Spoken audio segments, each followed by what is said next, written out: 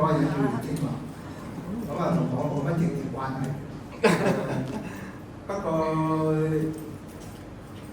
講翻即係話當年點解會成立一隊攝影義工隊咧？咁係因為我喺2000年嘅時候咧，我做好多唔同嘅義工嘅，即係我幫好多唔同嘅機構做義工。咁但係我冇嘢識咁啊，淨係識影相。咁於是就去到度度都係幫佢哋影相。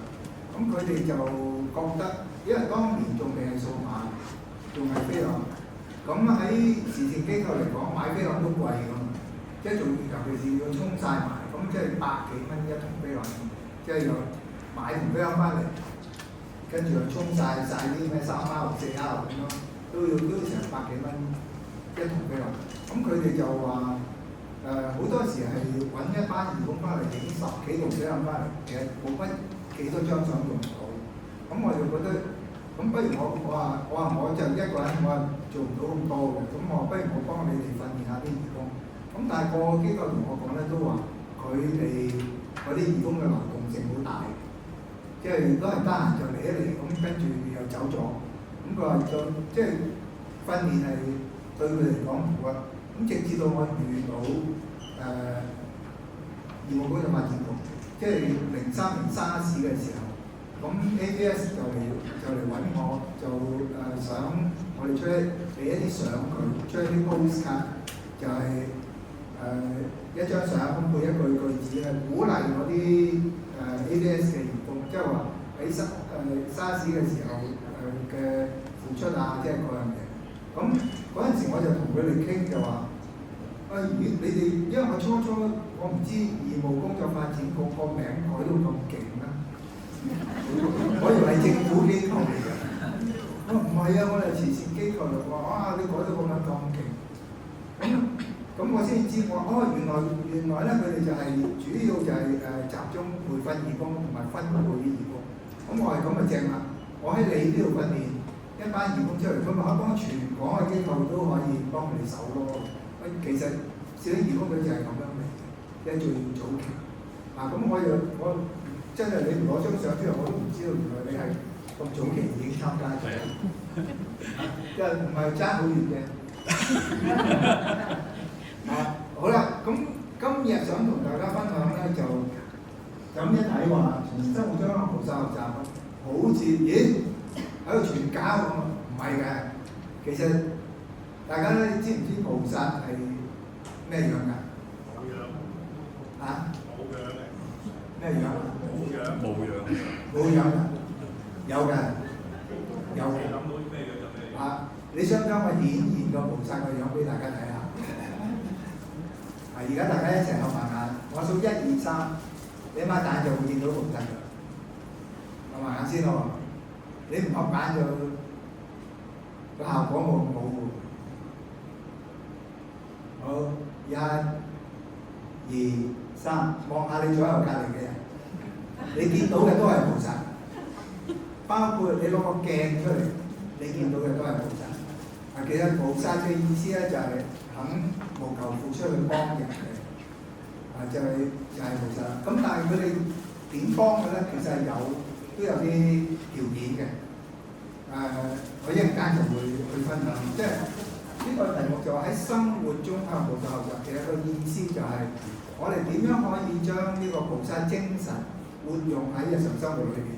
好，咁大家呢張相呢張畫，可能大家喺好多唔同嘅媒體上面都見過。有人曾經見過呢幅嘢？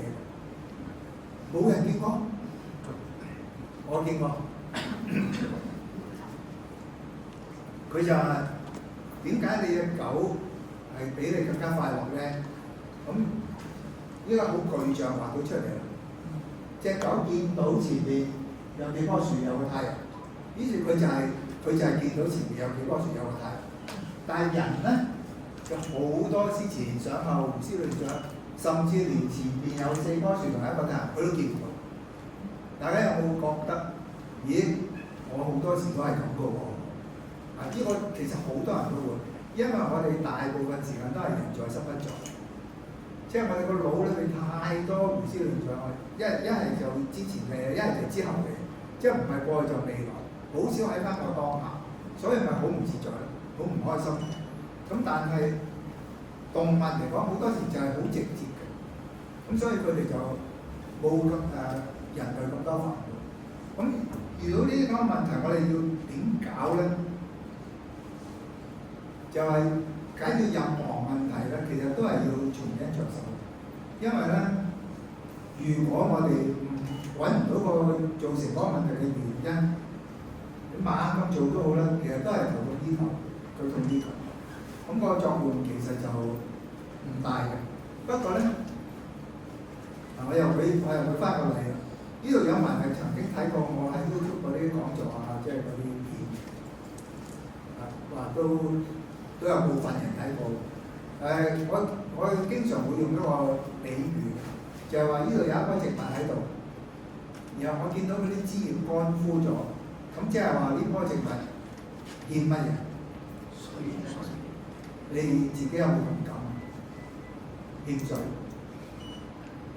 咁即係話咧，我要淋水俾佢啦，淋喺邊咧？我都見唔到個根，我淨係見到啲枝葉乾喎。點解我要淋喺根？點解？唔同嚇？其實淋啲葉都得，嗱飲淋碗淋嘢女嗰邊去嘅。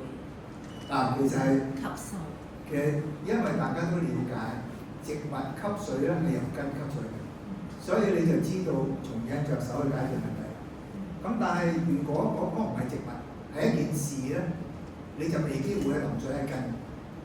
你多數都會淋喺嗰啲枝葉度，因為件事係咁啊嘛。咁所以你咪喺度搞咯。咁但係有冇幫助咧？係啦，係有幫助嘅，不過少。因為咧，你啱啱淋完嗰陣咧，佢就睇落去就冇咁乾啦，但好快又乾翻。咁但係如果原來我哋喺根嗰度淋水之後，我唔搞啲枝葉，因為完全淋水喺啲枝葉度，佢都搞翻掂。咁啊，即係話咧，原來有好多問題。如果我哋揾到個導致呢個問題嘅原因，我哋根本唔使去搞嗰個問題，個問題會自動消失。呢個就係即係其實等於2003年嘅時候，我喺 ABS 嗰度培訓一班攝影義工啦，我就解決咗全香港所有社福機構嘅攝影問題。反而如果我係逐個機構去，我去你呢度培訓，我去呢度培訓，或者係我自己嚟幫你影啦，係解決唔到問題，係解決到好短嘅問題咯。但係唔會整體解決。但係如果我當年喺 ABS 嗰度成立攝影義工隊之後，咁就全香港嘅社福機構有關於攝影呢個問題都可以解決。咁當然即係佢知唔知有呢件事咧？佢會唔會嚟申請？然後我哋夠唔夠人手去分配咧？咁呢個係另外一個問題咯。咁所以咧，真係遇到任何情況嘅時候，我哋最好唔好話哎呀頂咁，即係唔好咁樣，而係即刻諗下，咦係乜嘢原因導致到呢個問題咧？咁其實咧頭先講話一切都係做個安排。呢句説話咧都係我啲口頭禪嚟嘅。咁但係我講呢句嘢係完全有根據，就係因為後面仲有一句係承接呢句，一切都係做個安排，因為每個困難同逆境都係我哋學習同進步嘅機會，所以一切都係做個安排咧，係包括係，而且係應該話主要係用喺你遇到逆境嘅時候，你覺得哇真係好啦！我依家碌咗落樓梯，扭親隻腳，哇！一切都係做呢個安排。咁哇有冇搞錯啊？咁如果你相信咗一切都係做呢個安排，包括逆境嘅時候，你當你碌咗落樓梯，發覺自己扭親隻腳嘅時候，你就諗一切都係做呢個安排。但係你嗰陣時可能已經就痛到喊咁滯，但係一切都係做呢個安排。哇！大佬點好法啊？嗱，當你點好法啊嘅時候咧，你嘅正能量就出嚟。你去諗啲好嘢我都冇跌死，我又冇斷腳，我只係扭親啫。咁然後咧，你就會知道下次咧，因為有呢個經驗咧，我下次行樓梯咧，我就會穩穩陣陣，腳踏實地先行第二步啦。又或者你當時碌落樓梯係因為你一路行一路睇手機，咁你咪知道哦，我以後唔好咁樣。咁哇，保障你一生嘅健康嘅喎，因為你唔會再咁樣犯啊嘛。因為尤其是到你咁上下，好似我今年70歲咁樣碌落嚟真係好大件事咯。即係後生就話打後關抖起翻身嘅，咁所以呢個好重要。咁呢個咧就俾段卡通片大家睇下。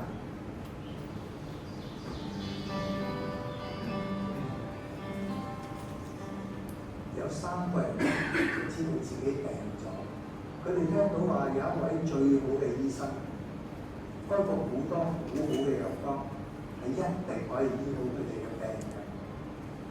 第一位咧就將醫生嘅雕像放喺屋企，然後日日向佢祈求同埋跪拜，仲不停咁樣讚下呢啲藥方。但係咧就唔會食藥嘅。第二位咧就將啲藥方當作學術咁樣嚟研究，好多藥方內容都讀到滾瓜爛熟，不過咧就唔認為嗰啲藥係需要用嘅。第三位除咗尊敬同埋信任呢位醫生之外，仲睇清楚晒嗰啲藥方，亦都按照方法去食藥，仲進一步同其他人分享添。咁大家覺得呢3個人之中，有邊個最後可以將個病醫好咧？最神奇嘅咧，就係呢位將病醫好咗嘅人，竟然發覺原來本身係冇病嘅喎，只不過咧係平時太多嘅顛倒妄想，令到自己又煩惱又唔舒服嘅啫。其實醫生喺藥方裏面一早就已經講咗㗎啦。不過大家唔肯相信嘅啫。佛教嘅修行次第可以分為信、願、行3個部分。喺建立咗信心之後，一定要發願，先至有足夠嘅能力，仲要切切實實咁樣修行，少一樣都唔得㗎。有病攞到藥方，但係又唔用，呢啲唔係醫生嘅問題，亦都唔係呢樣嘅錯。而家問下自己，你係屬於邊種人啊？我呢個古仔咧，其實係針對嗰啲學佛迷信嗰啲人。咁所以即係提醒佢哋，唔可以淨係聽，唔可以淨係講，一定要做先至有用。咁其實醫護人員係點樣幫人？點樣去幫啲病人咧？亦都即係話，我哋義工去幫其他人嘅時候，我哋其實點樣幫嘅？其實就係佛教裏邊講嘅4聖諦，即係話叫苦集滅道。咁就係醫護咧，就係話診斷病情，然後咧佢就揾出咗個病因，然後咧就提供一個治病嘅方法，跟住咧就俾佢嗰啲藥方同埋藥，咁佢咪可以醫到個病咯。咁即係話義工去幫人嘅時候，當然首先都係睇下佢需要咩人幫忙，咁然後咧就知道佢引致呢個需要被幫忙嘅原因係乜嘢，咁然後咧我哋就去揾一啲方法去提供俾佢。咁但係咧幫人其實都唔係話單方面嘅，咁呢個我一陣間會再一齊講啦。咁另外咧就係話做義工又好，就返工又好，其實大家一齊合作係好重要嘅。即係如果你係唔中意自己嘅工作，但係你又要返工，其實好辛苦。但係原來係有方法搞掂佢嘅。咁一陣間呢個我會一陣間分享。咁首先係先講咧就係一班人一齊合作嗰個重要性喺邊啦。因為如果你去做義工一齊去幫手嘅時候，呢個有呢個主意，嗰個有嗰個主意，嗰個唔肯合作嘅話咧，就盞嗌交收場嘅，一定係做得唔好嘅。咁呢度有幾條影片大家睇下。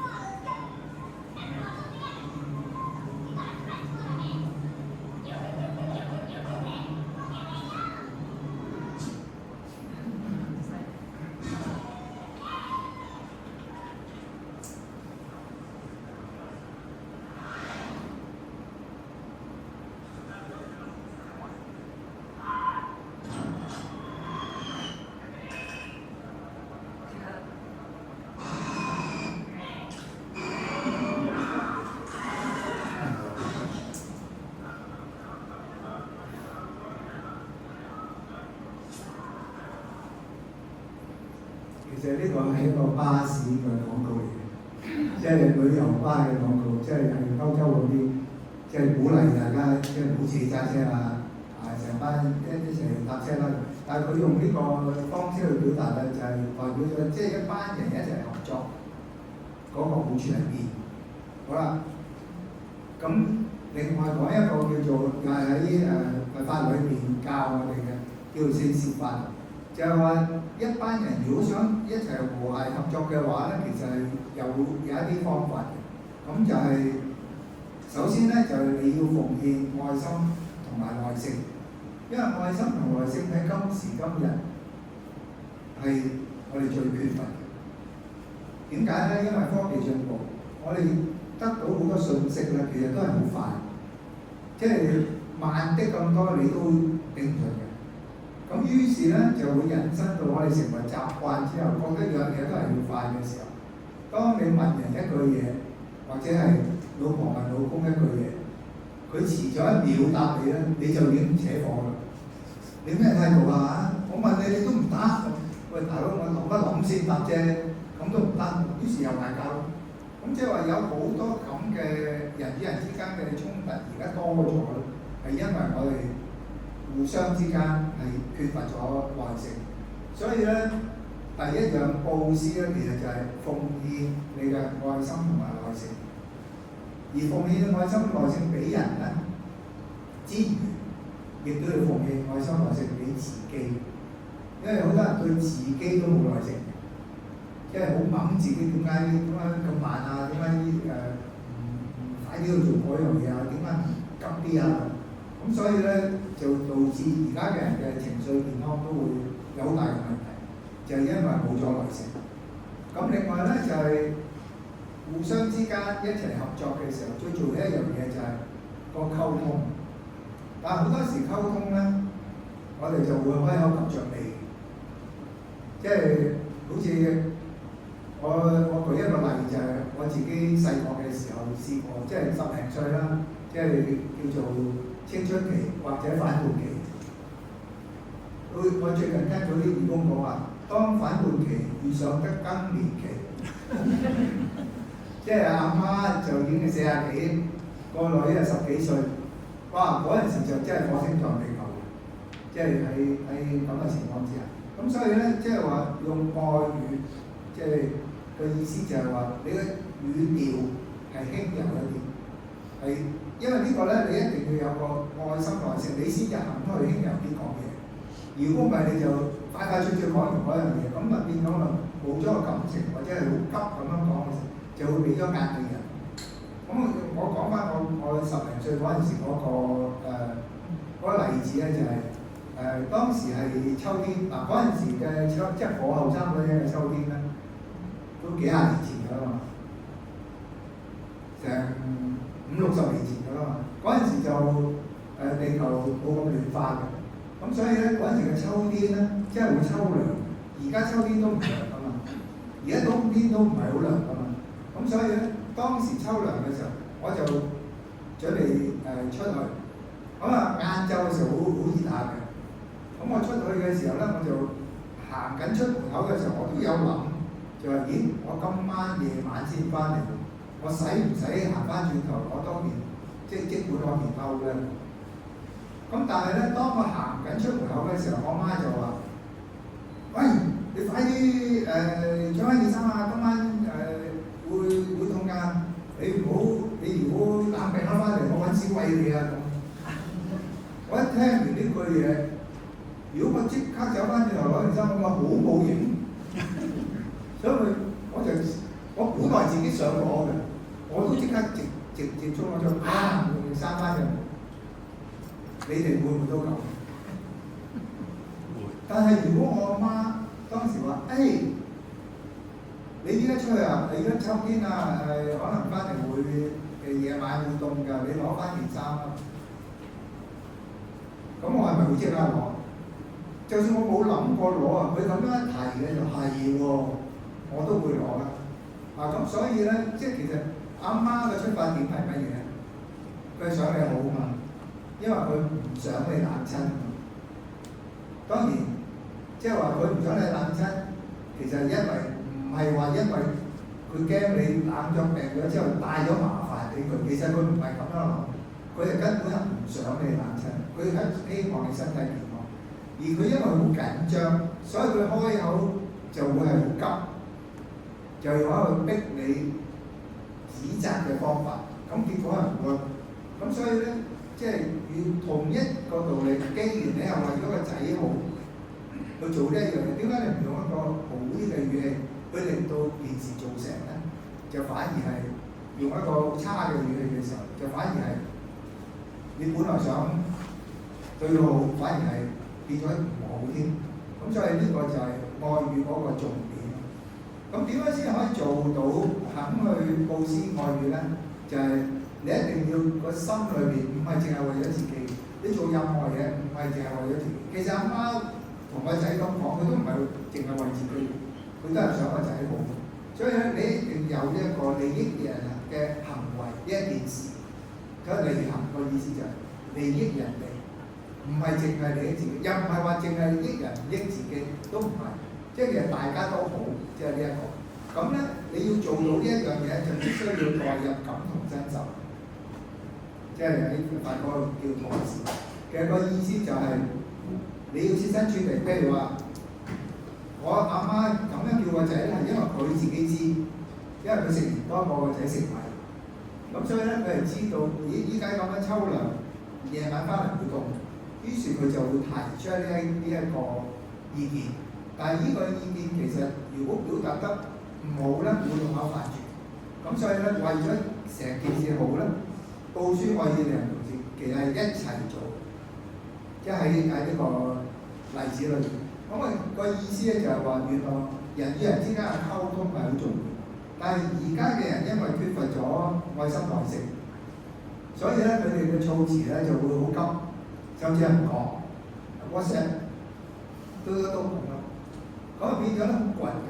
雖然你話而家 WhatsApp 會加好多 emoji 啊，咁其實嗰啲嘢係即係得啖笑嘅啫嘛。即係如果你嘅心情好嘅時候就得啖笑咯。如果你心情唔好嘅時候，嗰扎嘢你根本唔會睇㗎嘛。咁所以咧，即係話親口用一個又唔好話親口得嚟嘅好長好沉咁樣。因為溝通有個技巧就其實係簡短。咁我記得咧就係、好似2次世界大戰嘅時候，嗰個英國首相叫丘吉爾，佢又講過一句説話，佢話一個好嘅演講咧，就好似一條迷你裙咁樣。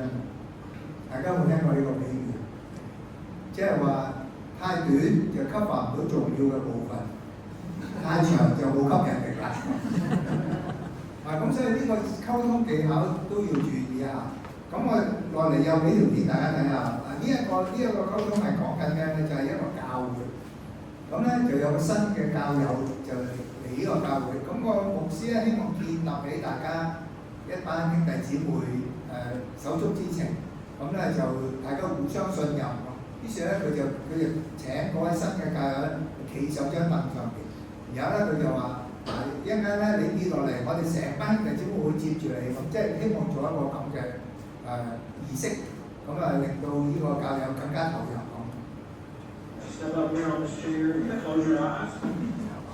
All right, and then everybody fill in, and we're going to ask you to fall, and then they will catch you. So you have to trust us. On the count of 3, just relax and fall. Okay? 1, 2, 3. 所以溝通係要好清楚嘅，即係你唔可以係咁以講咗就算。咁呢就係俾大家印象深好多，即係知道原來真係講少句又真係唔得㗎，就唔可以話唔講你都明啦咁。你哋喺屋企有冇經歷過呢種溝通？唔講你都明啦咁，然後對方就話：我真係唔明喎。嗰陣時拍拖你又明喎，一拍拖係用心㗎嘛。但係結咗婚之後就用腦㗎啦嘛，用腦係冇咁容易明㗎，用心係明好多。好啦。向菩薩學習咩咧？其實就係話學慈悲，亦都學智慧。即係佛法嚟講，慈悲同智慧好似一隻飛機嘅兩隻翼，或者有雀仔嘅兩隻翼，少咗一邊咧，你都飛唔起嘅，會失平衡嘅；或者多一邊大一邊細咧，你都失平衡。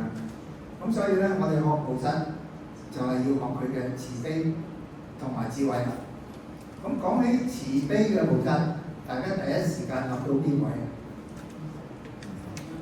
觀音。個個都知觀世音菩薩。嗱，呢個觀世音菩薩其實係菩薩界嘅紅人嚟嘅，即係話菩薩 KOL 最高收視、最多 follower 就係呢個觀世音菩薩。咁點解咧？因為觀音菩薩佢係千處祈求千處應，即係個意思就係任何人需要去幫手，佢都會嚟幫手。咁但係咧，慈悲同智慧係真係要一齊喎。我試過咧，就以前葉青林嘅時候咧，就有一班小徒弟。咁其中一個小徒弟咧，佢就係喺嗰啲iBank 嗰度做人事管理。咁佢聽咗我講就話我哋要學觀世音菩薩，我哋要去幫人嘅。咁於是咧，佢就有一次咧，佢個申請一個員工翻嚟，就唔係好識做嗰啲嘢。咁點解佢就話佢因為佢自己搞掂晒佢自己嘅工作，佢要睇下其他嗰啲手下係做成點。咁有一個申請嘅員工咧，就佢話：喂，你嗰啲嘢搞成點？咁佢就話有一單今日俾佢做嘅嘢咧，佢係仲未開始做，因為佢之前嗰單佢都未做完。話我要做完之前嗰單，我先至得閒去做新呢一單。咁喺佢嚟講咧，佢就覺得師傅叫我慈悲喎。咁既然我已經做完我手上而家嘅工作，而佢有一個新同事，佢唔係好識做，不如我幫佢做啦。於是咧，佢就話：好啦，咁嗰單你俾我做啦。咁結果咧，做到放工時候咧，就大家都做晒佢哋嘅嘢就放工。但係因為佢係喺中途佢先至叫嗰個人嗰單就話：我幫你搞啦。咁嗰單嘢係需要啲時間，所以佢哋到放工嘅時候佢都未做起嗰單嘢。咁但係結果佢個部門嗰啲同事就放晒工啦，佢係繼續喺度做埋佢先。咁當時咧，佢又冇乜嘢嘅，即係佢當時都覺得，我仲未做完，快啲，即係唔使急，不過要快嗰種，即係我搞掂埋佢啦。咁但係第二個 department， 即係話第二個部門嘅嗰個高層咧，就經過嘅時候就，點解成班伙計放晒工，你都仲喺度做嘅？咁佢就話俾嗰個人咧，話因為師傅叫我慈悲，咁所以咧，因為嗰個新同事佢唔係佢未有時間做，所以唔係幫佢做。跟住嗰個即係另外嗰個高層就話：你對於伙計慈悲，就係你對自己殘忍喎。咁佢聽完之後條氣就好唔順，唔係對嗰個人唔順，係對我唔順。於是咧，佢哋走嚟同我講啦，就話：師傅，你又叫我慈悲喎，結果我隔離電話嗰個 head 話我對伙計慈悲，要對自己殘忍啊！咁佢將成件事講俾我聽，我就話：呢啲咪叫有慈悲冇智慧咯。去幫人唔係等於話你幫佢做埋佢嗰份，即係其實係應該，即係話如果我係你喺當時嗰個情況咧，我就會係俾啲建議嗰個伙計，即係話點樣可以，因為佢新嚟啊嘛，即係點解佢做呢一樣嘢？你俾呢個新嘅嘢佢做，你係 expect， 即係你係估計佢會做完，好快佢做完佢手上咧，然後可以開始到做呢樣。但係點解佢手上做嗰一樣嘢都未做完咧？係咪佢有一啲嘢佢唔清楚？咁你咪去睇一睇，其實你呢度唔使咁樣㗎，你只要咁啊搞掂咯。咁嗰個伙計可能話係喎，嗱應該係咁樣幫啊，而唔係去幫佢做埋佢嗰份。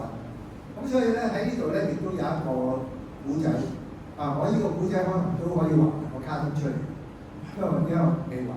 嗰個古仔咧就話有一個人咧就好信觀觀音菩薩，好虔誠嘅。每一日咧就都會喺個觀音菩薩前邊咧就供花啊、供香啊、供水啊，即係供生果啊。咁咧就每一日就喺念冇門品啊，即係總之同觀世音菩薩有關嘅，佢都做到足嘅，因為佢好虔誠，好相信觀世音菩薩。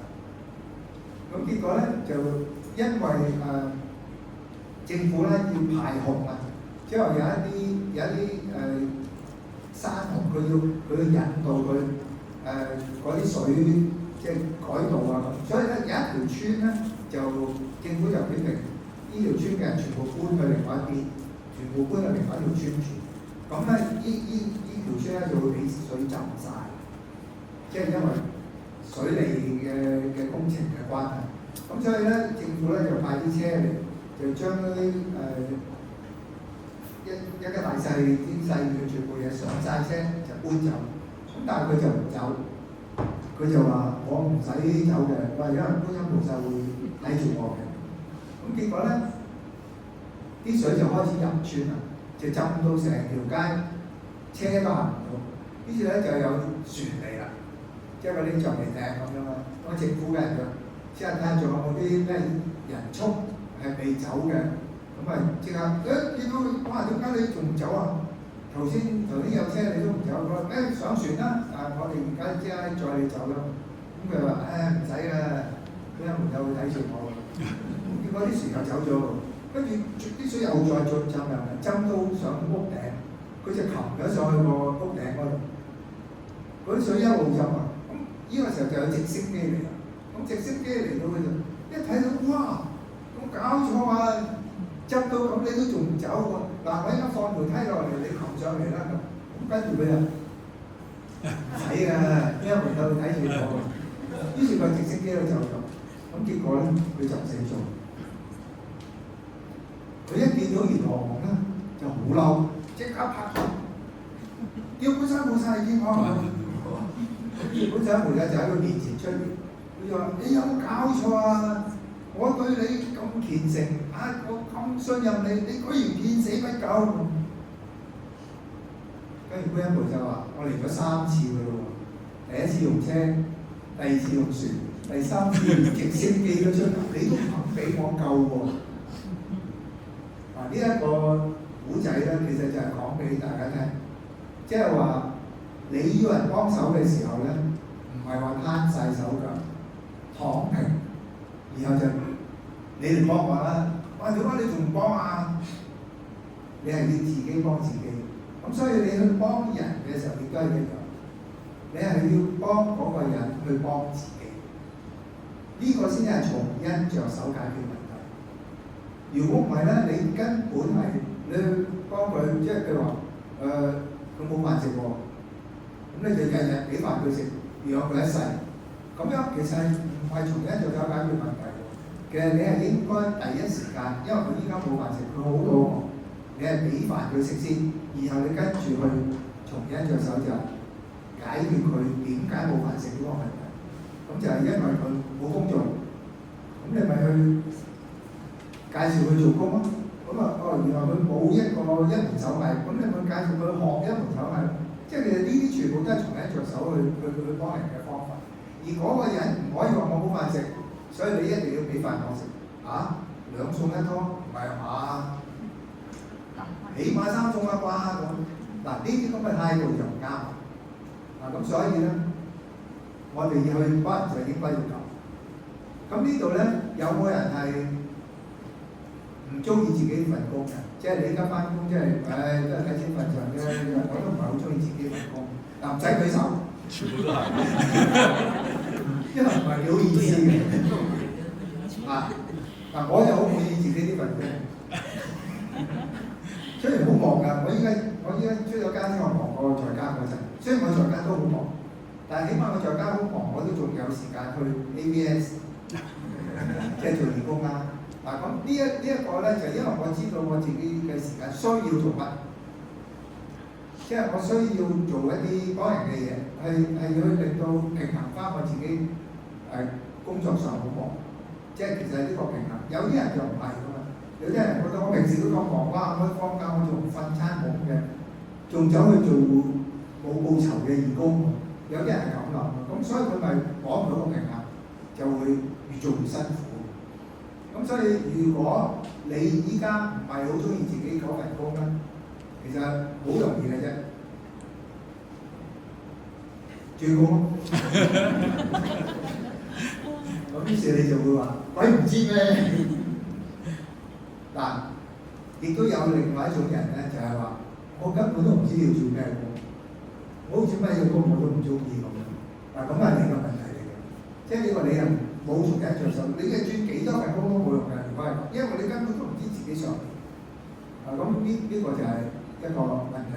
咁點樣先可以知自己想點咧？咁我一陣間又會分享一啲方法。嗱，咁即係話咧，如果你係根本我都唔知我想做乜。嗱，好似我以前咁就非常正啦，我以前係一個攝影師嚟嘅，咁所以我每一日其實我都唔係喺度做緊工，我喺度玩啫喎。因為攝影如果係我興趣嘅時候，我每做一個張我都好似玩咁嘅心態，所以我咪好享受咯。而當我咁享受嘅時候，我做得自然會好過人哋。咁所以如果你中意自己做嗰份工咧，你都會做得比人哋好，亦都冇咁吃力。咁所以呢一個好重要。咁如果你係未知道自己想做啲乜，你就要喺你自己嗰份工裏邊揾一啲你中意嘅嘢出嚟。呢個好重要嘅，即係話你點都要揾一啲嘢係喺你嗰份工裏邊對你嚟講係有意義嘅，係令到你有動力想繼續做落去。呢個係重要嘅。所以必須要諗。咁但係如果係都唔係好得咧，仲有一個方法，呢個都係學觀察模式。咁咧就係因為大家都有做義，你坐低喺度都係做緊義工㗎，你都有做義工。做義工係咪好開心？點解會咁開心？因為你係無求付出咯。當然如果你嚟做義工係為咗攞到ABS 每年俾你嘅最高時數啊，然後就希望有張政務獎交佢狀啊，然後將來可以攞翻個咩章啊咁。如果你係咁樣計數去做呢樣嘢咧，你唔會好開心。其實最開心做義工咧就係不務求付出，我只係想幫人嘅啫，我冇所謂。就算冇，但做義工通常都係冇報酬㗎嘛。咁最多俾居學費，你都係雞碎多嘅啫。即係可能都唔夠你食餐飯。咁所以呢一個咧，但係你做嗰個過程，你仍然好開心。所以咧，我建議大家用做義工嘅心態返工。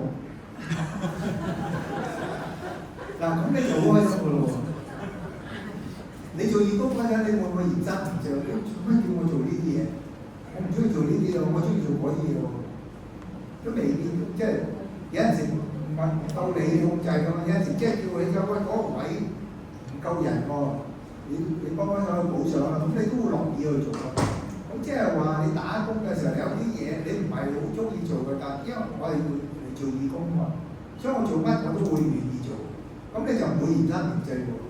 你喺個過程你就會開心好多，而最開心係幾時咧？出糧就係月尾嗰陣。點解我哋做義工有錢嘅？咁你仲冇個現人工少啊？一定多過佢話費啦，係嘛？咁所以呢啲都係一種心態。其實我講緊咧，呢啲係好似講笑咁。其實個問題咧就係大家成日耳熟能詳，聽咗唔知幾多年㗎啦。半杯水個比喻，就係當個現實冇得變嘅時候，即係話你個杯裏面就係得半杯水嚟嘅。你究竟係怨天怨地？哎呀，點解有啲咁對我啊？得翻半杯水點算啊？還是係話哇，嗰啲對我咁好嘅，我仲有半杯水喎。冇變到㗎，嗰半杯水冇變到㗎，冇多咗或者少咗，但係你個態度完全。所以咧呢個係好重要，即係呢啲其實都係話要調整你個心態，你翻工嘅心態。如果你而家一日日翻工都係，唉，又翻工，唉，哇，無驚無險又到點嗰啲一個，哇 ，Thank God it's Friday， 又有放假啦。如果你係咁嘅心態，其實唔好，對你嘅精神健康好差，所以千祈唔好。但係幫人，我頭先都話，有啲人幫人咧係唔幫好過幫。譬如話你有個朋友啱啱佢爸爸過咗身，好傷心。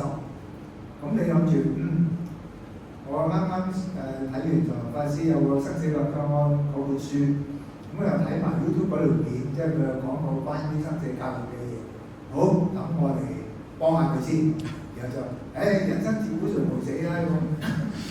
然後就話唔緊要㗎，嗱佢即係佢住緊呢層樓變咗危樓，佢搬層新樓啦。所以你應該恭喜佢先啱。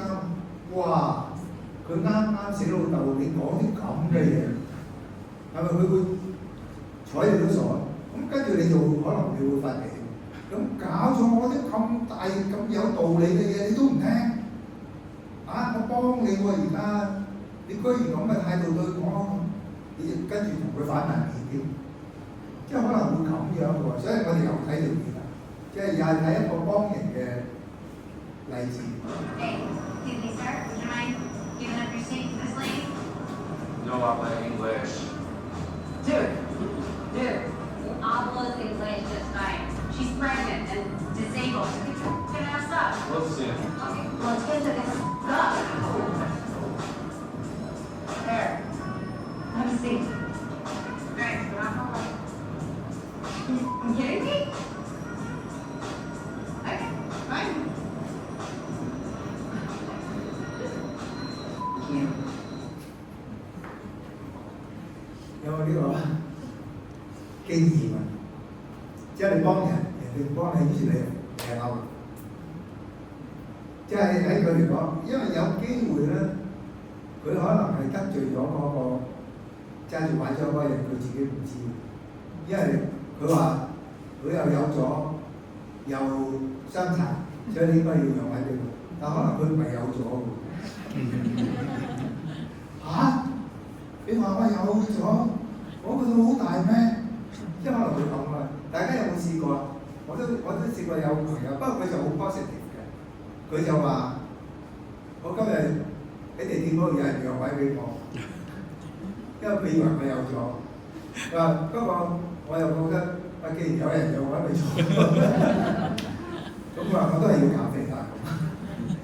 即係要做翻多啲運動啦。咁其實係。即係幫人，你一定要，譬如話好似佢頭先咁，都唔使講咁多嘢啦。你讓位俾人啦。咁如果嗰個人唔肯讓嘅時候，你有呢句嘢出嚟，咁呢啲咪即係衝突咯。咁亦都係無謂㗎嘛。咁就算係即係話嗰個人肯讓嘅時候，如果嗰個企喺度嗰個話唔需要我企喺度，或者我行個站就落去，所以我唔使坐。咁你咪叫翻嗰個人唔緊要，佢唔使坐，你坐翻落去，咁咪好咯，係嘛？咁啊唔需要咁麻煩。好啦，咁另外一位菩薩咧就叫地藏菩薩。地藏菩薩咧佢個願咧就係話地獄地空誓不成佛，眾生道像方正菩薩。即係話咧，佢咧就係希望落去地獄嗰度去救度嗰班犯咗錯而落咗地獄嘅眾生，希望可以救翻佢出嚟。通常咧，一般人即係善惡分明嗰啲人咧，就覺得呢啲人仔可憐嘅，唔應該幫佢。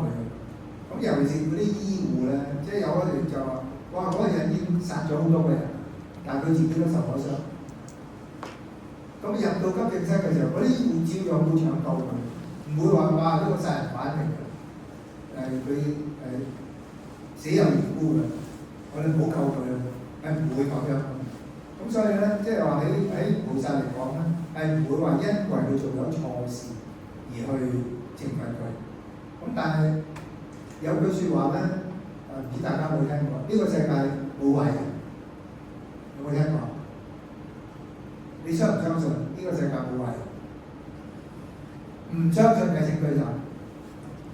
哇！好多人都唔相信喎。好啦，我話俾大家聽點解咁講咧？就係因為呢個世界只係有做咗壞事嘅人，而冇一個絕對嘅壞人。因為咧壞人嘅意思，如果你叫得佢做壞人咧，就係佢做乜都壞，佢唔會做一件好事，咁先可以有資格叫做壞人。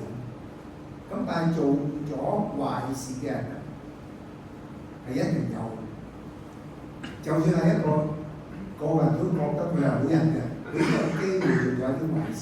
其實咩叫壞事咧？未必一定話要殺人放火先叫壞事。有陣時你做咗一啲嘢係影響咗，令到人哋唔開心。即係譬如話阿媽叫個仔着件衫，但係佢用鬧嘅方法令到個仔好唔開心，結果因為個仔就係因為你講句嘢佢唔肯着衫，結果佢有病。咁其實原來你都做咗件壞事，即係其實應該係咁樣去判斷，冇話絕對啱絕對錯。咁所以呢個大家一定要知。咁所以咧，大家會有陣時會諗啦，就話哇，其實做觀音菩薩同地藏菩薩都幾慘，都幾辛苦。點解咧？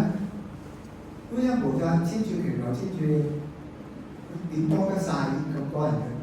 個個都會去幫，個個都係揾佢去幫忙。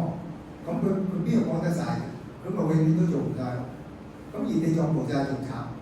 佢因為地獄地空，佢又成不成佛，咁佢真係唔使旨意成佛啦。因為地獄地空嘅啫。你有冇一啲朋友係覺得自己唔會上天堂？佢因為覺得上天堂好悶，我哋成班朋友喺晒嚟。嗱，呢啲諗法嘅人咧，就係佢根本而家嘅生活咧係好唔掂嘅，因為佢唔知嘅，佢以為喺地獄嘅生活係好正。即係有啲，因為真係有啲咁樣嘅。如果唔係，佢都唔會落嘅。咁所以我哋要了解一下。其實咧，我覺得佢兩個先至係最舒服。點解咧？如果你做一件事係冇 deadline 嘅，係咪好舒服啊？佢兩個唔會有 deadline，佢已經做晒㗎。咁佢咪做得幾多得幾多？其實就係咁簡單啫。大家有冇聽過一個故事咧？呢個我又係可以畫個卡通出嚟。呢個故事咧就係話有個華爾街嘅商人，即係嗰啲財經專家啦。咁佢有一次放假嘅時候咧，佢就喺一個好平靜嘅海邊，就租咗一間度假屋。咁冇乜其他娛樂嘅，咁就係一個平靜海邊，佢想俾自己靜下，即係享受一下嗰種平靜。因為平時日翻工都搏殺，咁所以咧佢就令自己平靜下。咁佢每一日個黃昏景色都好靚，但係佢留意到一樣嘢，佢喺度過咗2-3晚之後，佢就發覺咧，每一日接近黃昏嘅時候咧，佢因為嗰啲海水咧嘅潮退，即係日頭係潮漲，就沖咗好多海星上海灘。潮退嘅時候，個海水噴翻落去咧，啲海星冇跟翻海水落去，所以就擱淺喺個沙灘上。咁而呢啲海星如果係冇落翻海水，即係喺個沙灘上過咗一晚，第二朝嘅時候咧，佢哋就會乾死咗。咁於是咧，每一日接近黃昏一潮退嘅時候咧，佢就會見到一個老人家咧，就會由灘頭開始，就逐隻海星揼翻落海。咁但係通常咧，佢都未去到灘尾咧，就天黑。咁天黑咧，佢就會收工，即係就翻返去。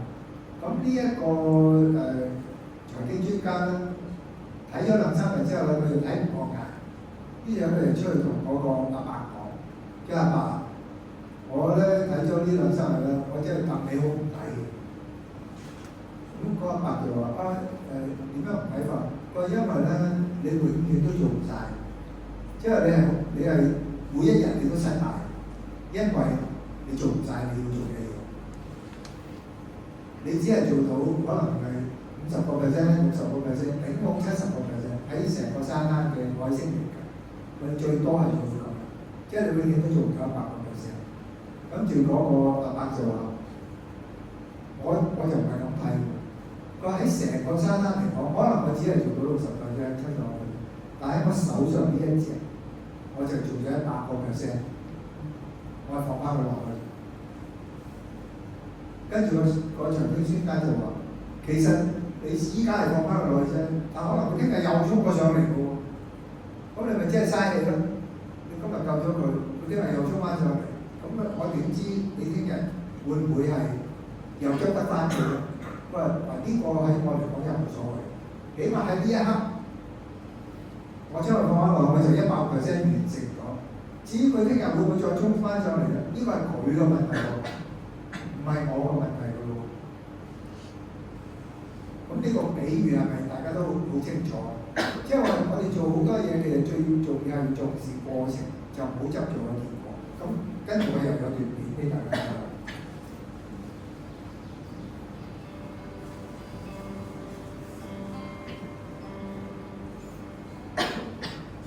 喺大嶼山嘅天壇大佛前面有250級樓梯 ，A、B、C 3喺下面望住個大佛。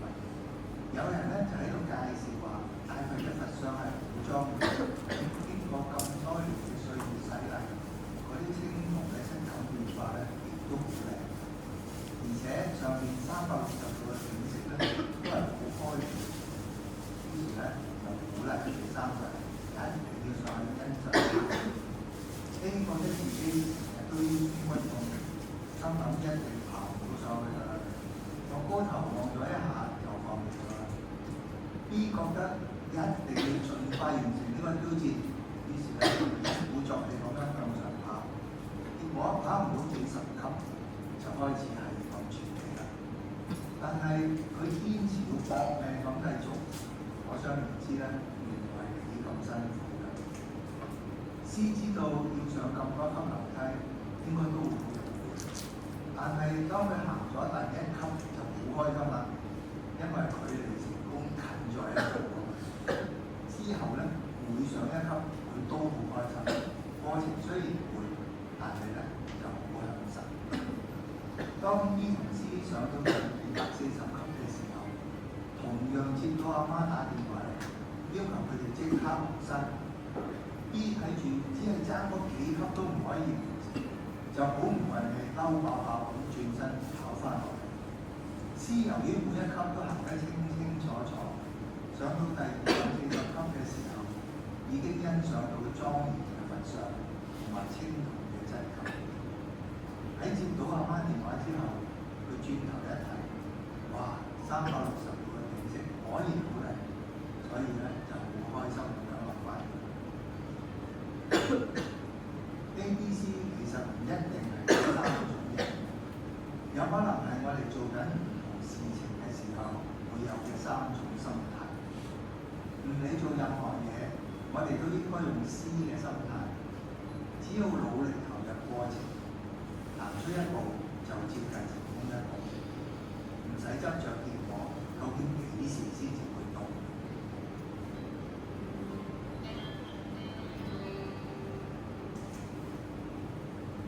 其實做任何嘢都係嘅，即係投入過程，唔好執著結果咧，個結果唔會差到邊。好啦，咁另外一個菩薩喎，就係彌勒菩薩，可能大家都會見到就係一個肥嘅好大個肚腩，然後就笑哈哈嘅，或者係呢個就係彌勒菩薩。咁形容有人形容佢就大肚能容容天下難容之事，開口便笑笑世上可笑之人。但係其實呢個咧就係一個人，即係觀人嘅睇法。其實喺菩薩本身咧，呢個天下係冇難容之事，呢個世上亦都冇可笑之人。所以喺佢嚟講係即係眾生平等。所以呢個煩惱喺佢嚟講係冇嘅。不過即係用嚟，我哋要學佢，其實就係話，我哋就要試下包容同埋接納，其他所有嘅人嘅個意思就係咁，而唔係淨係學佢個肚腩好大，然後俾人睇地鐵讓位。男性就冇得讓位嘅，嗱嗰個你學嚟都冇用。好，咁另外一位菩薩咧就比較少人聽過嘅，因為叫常不輕菩薩。咁呢個喺佛經裏面有記載，佢就係對所有人都係好尊敬嘅，因為佢覺得個個人都可以成佛。呢個唔係佢覺得，而係佛堂講嘅，每一個人都可以成佛，唔止人添，一隻蟻一隻蚊都得，即係眾生都可以成佛嘅。咁所以咧，佢就唔敢輕看，即係話佢對每一個人都係尊重。咁我哋好多時都會喺表面上有先入為主嘅概念，覺得咩人係好人，咩人係壞人。嗱，咁跟住落嚟，我又分享一條卡通片咧。我嘅卡通片咧就係講一鬼喺個地獄嗰度，呢個就係比較天主教呢個教我做嘅。佢就係喺個地獄個位，佢就申請我可唔可以上天堂啊？即係可能佢做咗好多好嘢。咁於是咧，佢就好似 ABS 咁樣，即係話我有咁做好嘢嘅時數有咁多，咁就做一個年框，即係話你批我啦，你批我可以上天堂啦。咁啊睇個卡通喎。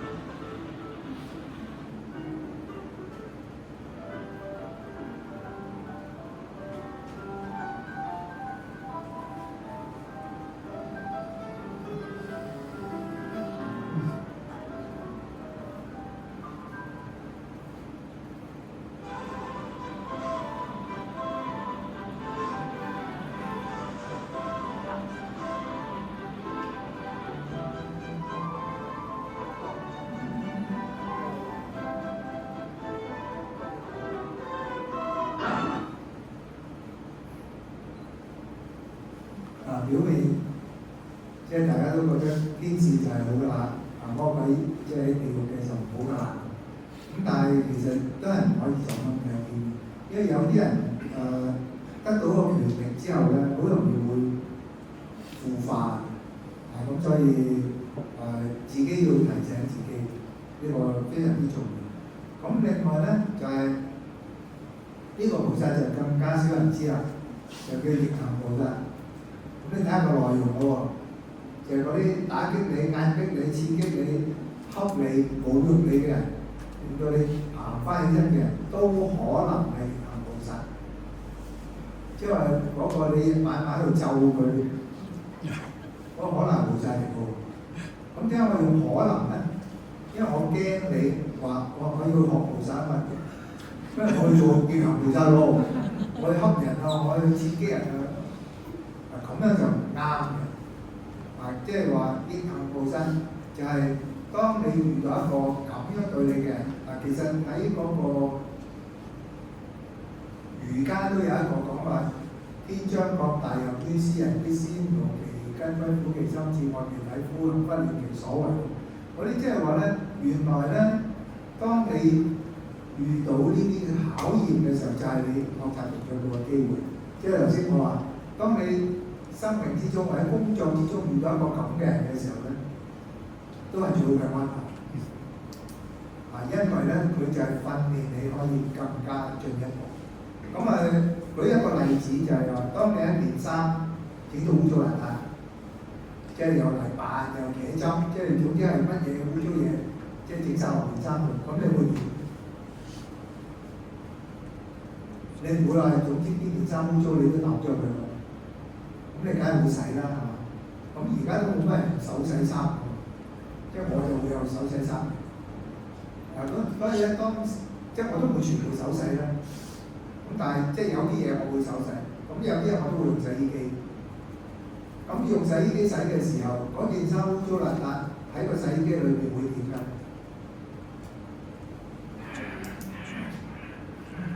嗰件衫係好辛苦喺個過程裏邊。但係當個洗衣機一停嘅時候，攞翻佢出嚟嘅時候，佢成件衫乾淨晒。香噴噴啲，咁所以咧，即係話原來喺個困難同逆境之中，我哋就可以進步。當你喺個逆境裏邊嘅時候，都係一切最好嘅安排。因為呢個時候我就喺個洗衣機裏邊嘅，係洗緊嘅階段。我知道只要洗完就好㗎。要記住一樣嘢，就不論好嘅嘢、唔好嘅嘢，都一定會過。唔會永遠變嘅，咁你有呢個信念嘅時候，你就可以容易啲過。另外，呢個世界真係有啲人咧係專係溝人嘅，專係去搞人嘅。嗰啲人嘅目的係咩咧？佢就係滿足於睇到你受苦嗰個樣。但係如果你將佢當咗係現行菩薩嘅時候，你唔單止唔受苦，仲要望住佢嘅時候，好似望住一個菩薩咁心心眼。佢係咪不過冇人再恰你啊？又或者佢會即刻對你都改變態度啦。哇！你對我心心眼，我點好意思仲恰你啊？係嘛？咁其實可以化解咗好多問題，所以呢個咧就可以大家參考下。咁仲有咧就呢啲咁嘅逆行菩薩咧，係好大機會係喺屋企裏邊。當年將嗰啲意中人，大家性情近嗰陣咧，你就要生要死，你都同佢一齊。但唔知點解，一結咗婚之後，搞到你要生要死，都係嗰個人。咁就係因為溝通得唔好咯，即係大家個溝通出現咗問題。所以珍惜你嘅身邊嘅家人，因為有個咁嘅緣分可以喺埋一齊，其實係好難。尤其是係父母嗰啲，有好多人都係對父母嘅零舍好耐性嘅。對普通朋友都好啲，對父母零舍好耐性。咁呢個有睇法。我还没来得及跟我妈好好相處，我还没好好的做些什麼事情。等到死亡發生的時候，這些都已經變成一肚子人害怕的痛，不是死亡。所以我把它當作我那媽第一個對象。再把那個布拿起來的下一刻，我就把他叫起來，我把他抓起來，我說你起來啦，然後就抱他，我就哭了，太可怕了，你知道嗎？知道那個感覺是何等的珍貴。我覺得初衷不能變，就是我希望大家遠離遺憾的可能，遠離太多的錯誤。我很幸運，還可以擁抱眼前的他，然後跟他說，其實我真的好愛你。呢個係台灣一個佢係做嗰啲禮儀師嘅，咁佢第一個練習嘅對象就揾佢阿媽嚟做，咁佢就好感動，即係個過程裏邊，咁所以就即係有句説話咩？樹欲靜而風不息，子路有而親不在，即係唔好等到嗰個時候先至遺憾後悔，即係好好地珍惜眼前。咁遇到問題嘅時候點咧？就係呢個聖他。嘅面對、接受、處理、放下，因為如果你唔肯面對就係逃避，唔肯接受就抗拒。遇到任何問題，逃避同抗拒都唔會解決到。所以當你肯面對同接受嘅時候，你就可以好好地去處理。然後處理之後咧，最後係要放下。大家有冇人覺得放下好難？好多人覺得好難放下。其實放下好容易啫嘛，就係、你咁樣揸住好攰，咁然後就有啲人就叫你，咁你放下啦。唉，好啦，你放下啦，咁咪放下咗咯。我放下咗未啊？呢種叫執着地放下，即係你仲係執住嘅。咁呢種唔係真正嘅放下。真正嘅放下係咩咧？就係、你放下啦，咁樣先至係真正嘅放下，唔係一定要咁。如果一定要咁咧，你就係覺得我非這樣不可。但係如果咁嘅時候咧，我放下又得，我提翻起都得喎。咁先至真係放下。如果你話一定要咁我唔可以再掂佢啊，咁你咪真係冇放下到咯。所以呢個好重要嘅。咁講起放下都有一段片，好多卡通片啊，講古仔嘅片，呢度有20幾個古仔嘅我喺 YouTube 上面。有一個朋友佢時時雞啄咁樣喺度傾訴佢個人嘅煩惱嗰陣，禪師請佢捧起一個大石頭，然後一路捧住，一路繼續同佢講。嗰位朋友查咁捧住個大石，一路繼續講佢嗰啲煩惱，慢慢佢就覺得佢想越嚟越攰，個身體喺度諗啦，點解我捧住個石要講嘢咧？時間慢慢過去，佢對手實在頂唔順。呢個時候，禪師就話：而家可以放低啦。睇住佢好疑惑嘅眼神，禪師就笑一笑，然後話：放低之後係咪好舒服咧？既然唔中意長時間捧住啲重嘢，點解又咁中意時時帶住啲煩惱嚟生活咧？舊石頭令你對手酸痛嗰陣，放低就得啦。對待煩惱咪又係一樣。其實有冇諗過，嗰啲煩惱就好似嗰嚿石一樣，係自己攞嚟捧住嘅咧？呢個朋友聽到之後，即刻明白晒。大家不妨觀照一下，究竟內心嘅種種煩惱，係咪自己將佢捧住放低嘅咧？要到幾時先至會學到個心太攰嗰陣，就將啲心事放低咧？假如禪師一開始就叫佢放低，佢又會唔會咁容易明白咧？所以任何事都唔只係講道理，一定要親身體驗，先至會有深刻嘅感受。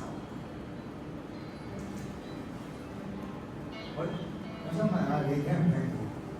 聽到。你聽到先唔到，因為可能呢度冇喇叭，所以我呢度咧係覺得好細聲。但係你聽得好清楚。聽到。咁我唔使咁容易處理，唔使咁緊張去處理住。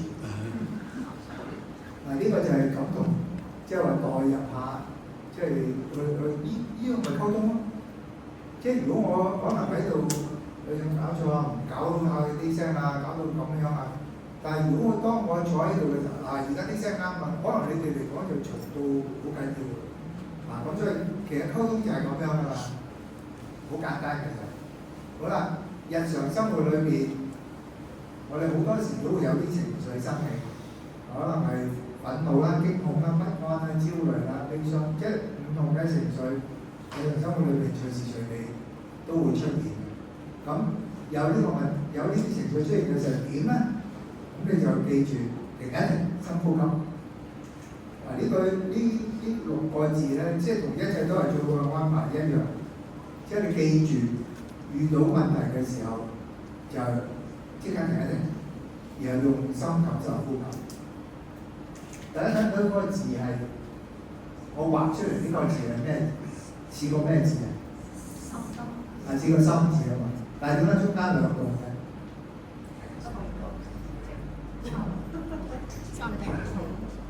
嗰2個其實係暫停咁解。如果係播放就係3個啊嘛。完全停就係四方，一兩動就係暫停。一個意思就係你遇到問題有情緒嚟啦，我係暫停。如果全部停咧，就係逃避㗎啦，就唔肯面對㗎。所以我只係暫停一下，然後用心感受一下呼吸。咁我就感受完之後，我就原來我個心就會平靜咗喎，嗰啲情緒會被釋放咗。情緒嚟嘅時候，我哋唔可以壓抑佢，亦都唔可以趕佢走，就係要俾佢自己走，好簡單嘅啫。於是咧，而家咧就同大家試一試啦。就咩叫做俾佢釋放咧？咩叫用心感受呼吸咧？咁啊，同大家一齊都係我喺中間去做。嗱，呢一個練習其實好簡單嘅啫，就係令到身體平衡放鬆嚟嘅。咁於是咧，呢一張凳咧，我覺得都 OK 喎，即係我哋嘅腳都可以平放喺個地下，唔好翹腳。平衡放鬆嘅意思係咩咧？如果咁就唔平衡㗎啦。咁其實如果你成日都係咁樣坐咧，你會周身痛嘅，因為你周身都唔平衡。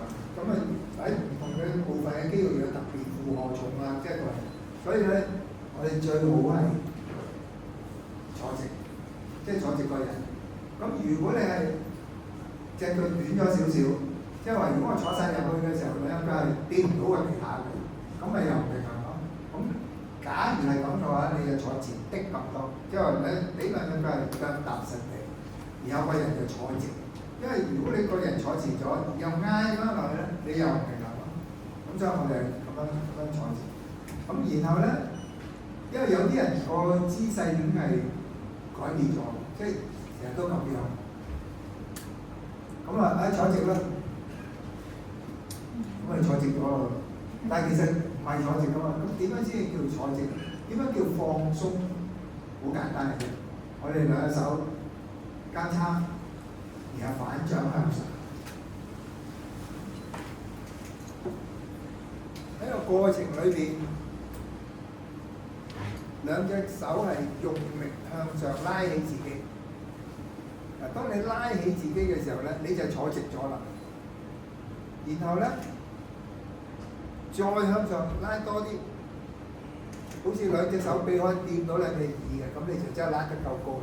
喺呢個時候，你感受一下肩頸腰背嘅肌肉都係收緊。好啦，而家我哋維持呢個姿勢，淨係放兩隻手落嚟。個身體仍然係保持住直立嘅姿勢。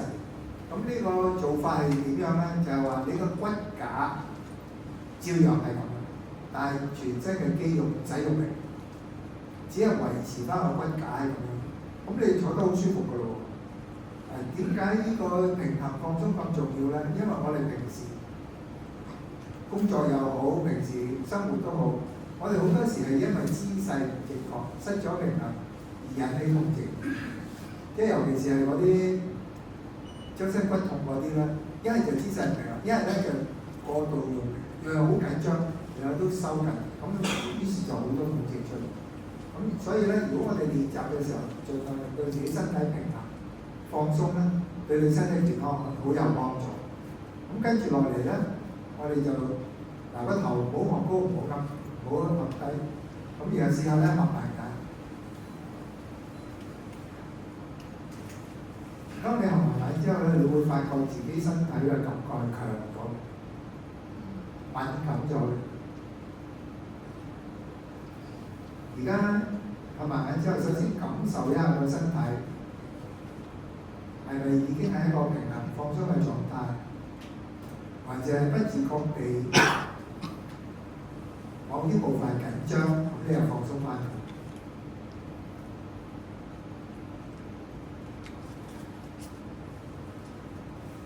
而家聽嘢都清楚咗嘅，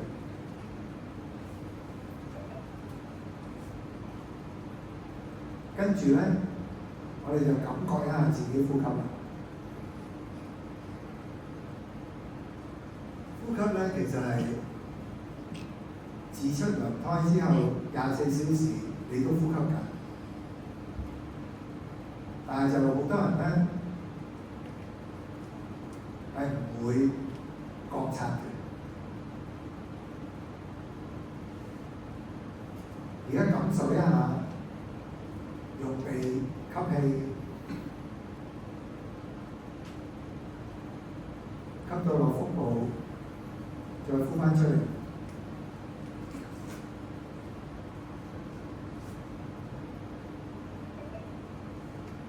用腹部呼吸，亦都係叫做單田呼吸。個好處就係吸入嘅氧氣多啲，供應身體嘅能量亦都多啲。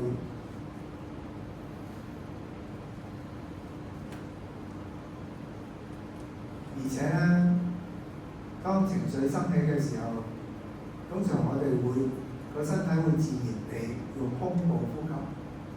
即係個呼吸會短促嘅，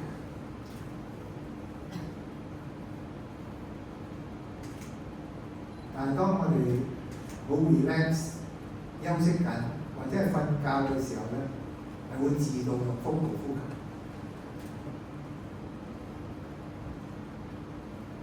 所以如果練習嘅時候，保持個身體係平衡放鬆，然後用腹部呼吸咧，對於你嘅情緒都係平靜好多，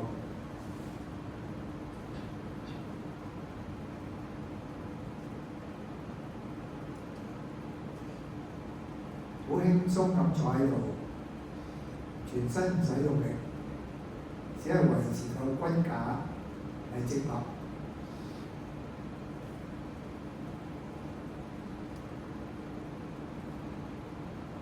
合埋眼，身體一樣感受到呢度嘅溫度，自己有冇放鬆？皮膚同衣服嘅感覺，接觸嘅感覺，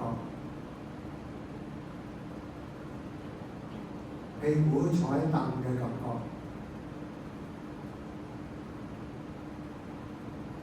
都係清楚嘅，但係唔使用腦去諗。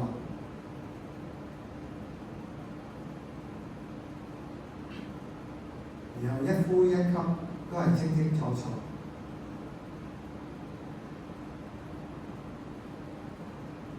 清楚得嚟係自然嘅，唔需要刻意控制。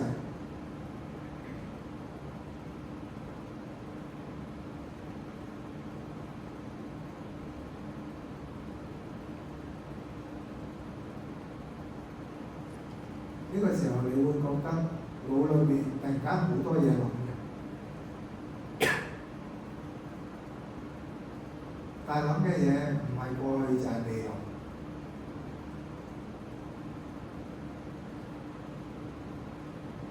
試下一覺察到腦裏面有嘢諗嘅時候，唔好跟住佢走，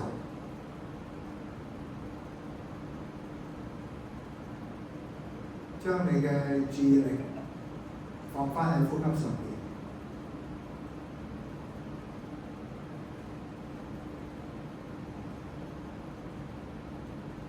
注意唔係等於刻意控制，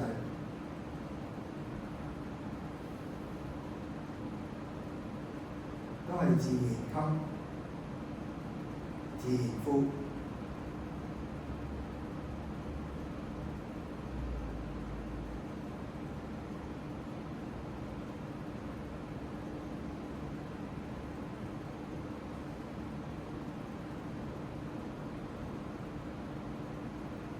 過程裏邊聽到周圍嘅聲音，但唔需要用腦去分別，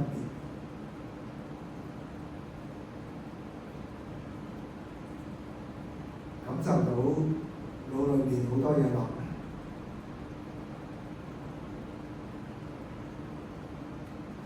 唔跟住佢走。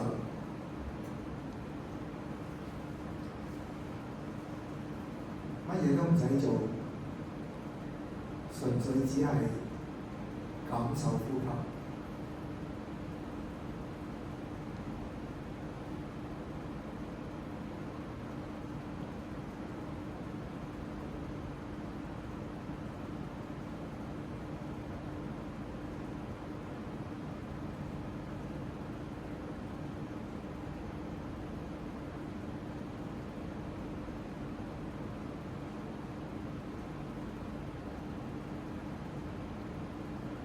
哋身體平衡放鬆，唔需要用力。個呼吸亦都係好自然、好暢順，唔好特別控制。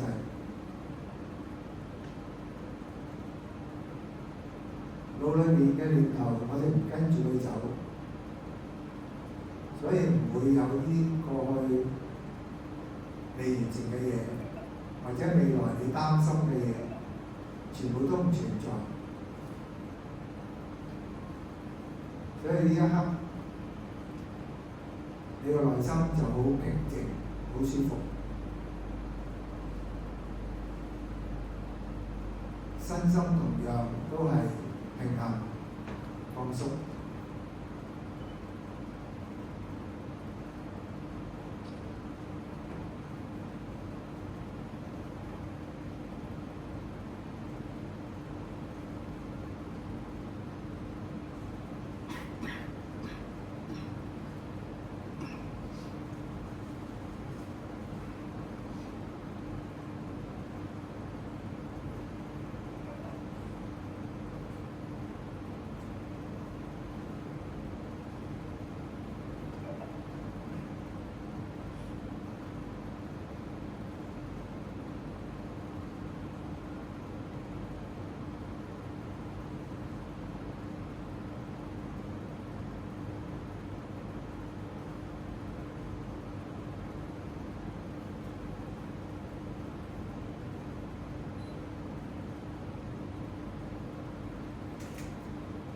OK， 而家可以慢慢擘翻大眼。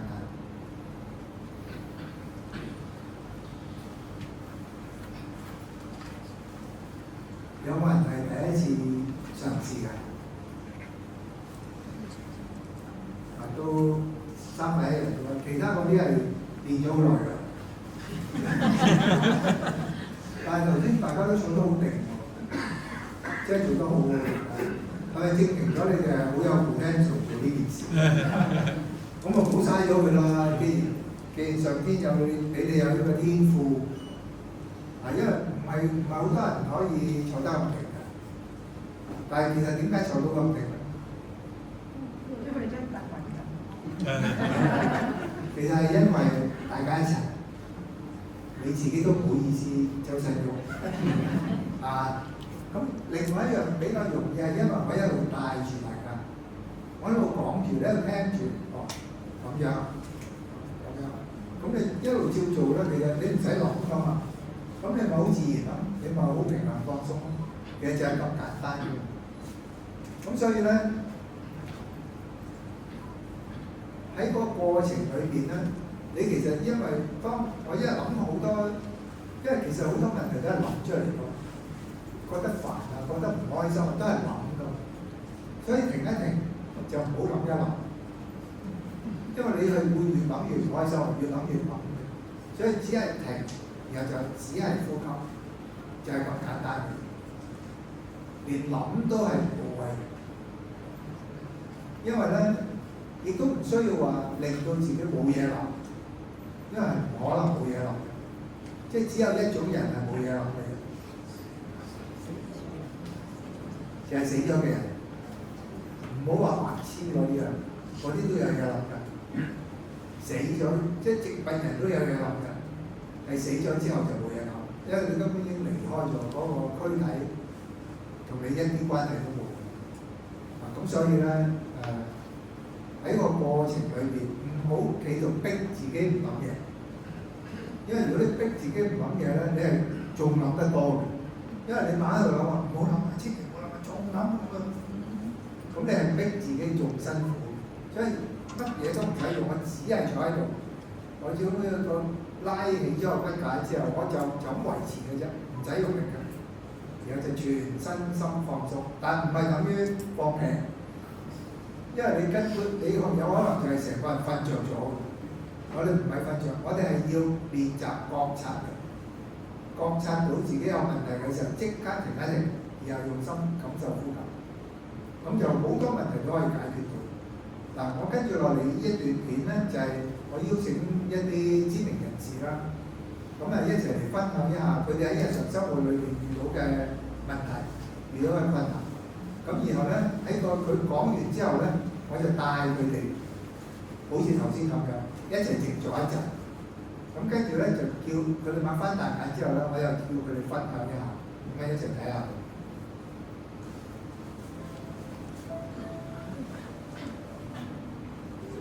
喺呢個城市呢個咁樣環境節奏咁嘅時代嘅一個空間入邊生活，其實真係唔容易㗎。其實身處太煩啦，太多嘢，太亂。我啲父母咧都喺度盤算緊嗰日要點，或者喺度好心急咧，你半夜翻到公司已經諗到公司。咁喺公司一放工搭個車翻屋企咧，你就已經諗住翻到屋企嗰餐飯點煮啊，或者要有啲咩點樣做。變咗喺中間嗰段時間咧，其實就係處於一個好心急、好唔開心嘅狀態。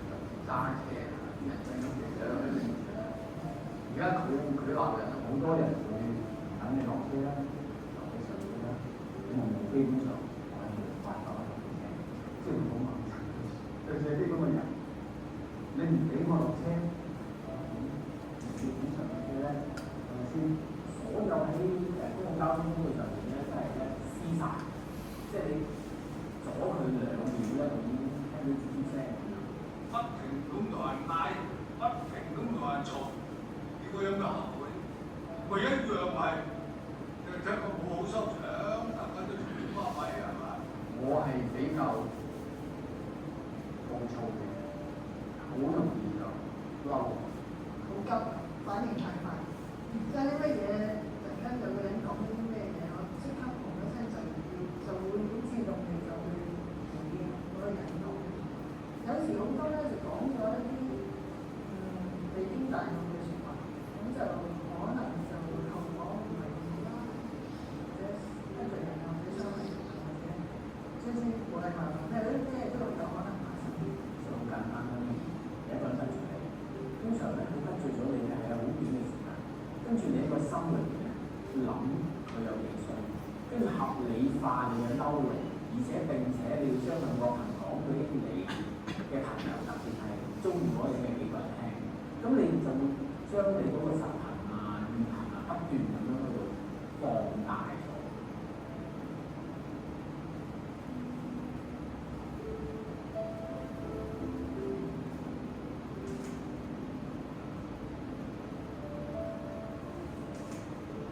好簡單，好平和，唔係好似好純正咁。冇錯。即係頭先我咁樣做咧，成個人係鬆晒。即係有用咧，如果我哋可以停低，你真係翻返去個心嗰度，恢復翻你個心，喺嗰度再沉澱，將自己最 recentre 翻，擺翻喺中央嗰度，平穩咗之後，先至再去做自己要做嘅嘢，或者要講自己嘅説話，講嗰度會慳咗好多嘅，咁亦都唔會話咁容易犯好多嘅錯。咁啊，事關因為其實咧，我呢種講法咧，亦唔係話發怒氣嘅，只不過係即係平時講下笑咁睇嘅啫。喺而家你爆咗冇鬼用喎，好嬲，你嬲啊或者情緒化就啲嘢，呢個真係幫到，即係尤其是你發嬲嘅時候，你想鬧人嘅時候，你想唔知做咩嘅時候，哇！真係停一停，深呼吸，呢個都係一個運嘅。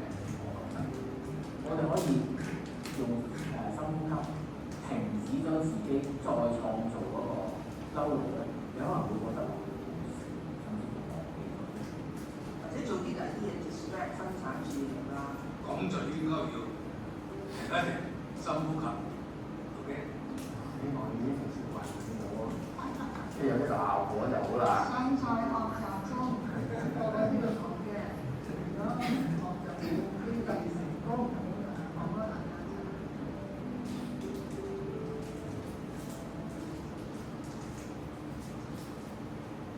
我其實做下盧佩明同孫心嗰陣時咧，我覺得好笑。其即係你會見到之前啊，唐先生喺度講嘅時候，喺度換個樣係，即係你識講下，所以佢最尾補充就你記住要做得翻喺我身上。好，咁點樣先做得到咧？其實係要不斷練習嘅，將佢變成習慣，再進入潛意識。即係其實個意思咧，就係我哋每一日頭先嗰種練習，一早一晚，好似刷牙咁樣，寧可短不可斷。就係話每一日一早一晚，我哋都練。個意思係咩咧？其實就係想自己養成習慣，就係識得喺任何情緒生起嘅之前，你覺察到嘅時候，即刻識得嘅一定深呼吸。其實就係咁簡單。咁其實亦都唔需要話要如果你練30年之後咧，你就成功啦，冇人睬我噶嘛。你話3年都冇人睬啦，但係如果3個月，大家會唔會覺得咦可以試下喎？呢個係腦神經科學家講。總之，如果我哋一件事我哋重複咁樣去做3個月嘅話，你就連個腦裏面嘅有好多硬體都可以改變。咁於是咧，你就會建立咗一個新嘅神經回路。遇到任何問題嘅時候，你都識得第一定深呼吸，然後知道一切都係最好嘅安排。咁樣你個生活就會自在好多，你同人嘅衝突亦都會少好多。咁所以咧，我喺度咧就好鼓勵大家嚟開斷包團咁樣練習，而且咧我會做好多嘢去幫大家，例如呢一個 app 就叫第一定深呼吸。咁蘋果同埋Android 都有嘅。咁總之你打停1，我已經出㗎，咁你就已經認住呢個心，咁你就可以每日 download 咗之後咧，佢每一日你開機嘅時候，即係每一次啊應該，每一次開機咧，佢都會有一張相，即係當然我影嘅相，即係我出街之後會用部傻瓜機影嘅相，咁每一次都出一張唔同嘅相，即係第一個畫面。咁然後咧，第二個畫面咧就係有句金句啦，即係頭先講嘅中英對照添。咁你可以乘機學埋英文。咁嗰個出呢個有金句嘅畫面嘅時候咧，你就見到底下有幾個掣。嗰幾個掣咧就係揀一個自助計時啦、語音導引啦，呢個為一啲video嘅分享啦。咁所以咧，呢幾個掣就係咁樣用。咁如果你第一次 download 咗之後咧，我建議大家咧係嘗試用嗰個語音導引。因為頭先咧，我一路帶住大家去坐嘅時候，都個時間唔會覺得好耐㗎。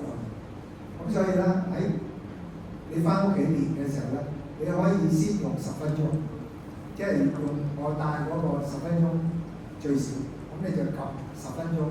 然後咧，你就一路跟住聽住我講，就個頭又點樣，隻手又點樣，個身又點樣，咁然後有念頭又點樣啫。我一路講住咧，其實時間過得好快。咁你就10分鐘好容易練到。咁只要每一日一早一晚就係咁樣10分鐘，就爭好遠。咁除咗呢個練習之外咧，你如果想話我想再深入了解一啲，其實點樣先可以生活得更加自在咧？其實仲有一個網上嘅課程，咁呢一個課程咧就係每個月1號都會開課，係免費嘅，而且咧係我同你單對單上堂。點解可以咧？因為我錄影嘅，所以咧係全世界都可以上堂。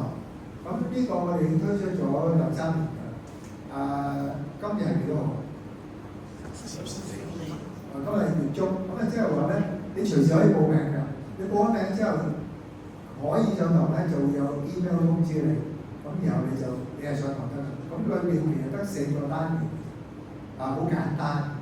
咁總之你一路跟住聽，跟住練，就係咁簡單。咁亦都有好多參考嘅嘢俾大家，譬如有啲文章嘅分享啦。或者有一啲生活上嘅例子啊，亦都有一啲頭先嗰啲卡通片講古仔嗰啲卡通片。咁其實個課程好簡單，就冇畢業證書，亦都唔使考試。解咗，知道原來我喺平時生活裏面做呢樣又得，嗰樣又得，原來就係咁簡單，原來自在生活就係咁簡單。咁但係當然其實都係要練。咁為咗令到大家容易啲去揾到資料咧，所以我就做咗呢一個 QR code。咁呢個咧就叫做深呼吸學習空間。咁喺呢個學習空間裏面咧，有好多我哋個機構搞嘅嘢，即係當然係有可以報名同嗰個學課啦，又可以 download 嗰個 app 啦。